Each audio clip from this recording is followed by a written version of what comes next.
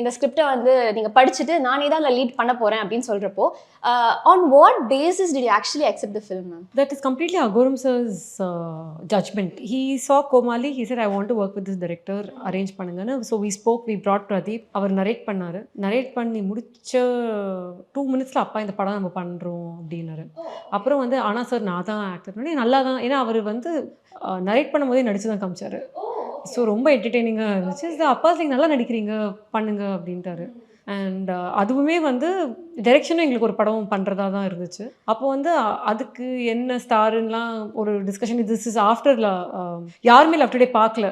I think அப்பா மட்டும் பார்த்துருந்தாரு, நாங்கள்லாம் பார்த்துருந்தோம். வெளில ஆடியன்ஸ்க்கு இன்னும் ரிலீஸ் ஆகலை. அந்த டைமில் அடுத்த படத்துக்கு என்ன பண்ணலாம் அப்படின்ட்டு போது அப்பா சொன்னார், நீங்கள் தான் ஹீரோ, நீங்கள் இனிமேல் உங்கள் படத்துக்கு நீங்களே தான் ஹீரோவாக இருக்க போகிறீங்கன்னு சொன்னார். அப்போ ஐ ஆல்சோ லாஸ்ட் பிரதீப், நாங்கள் எல்லாருமே சிரித்தோம்.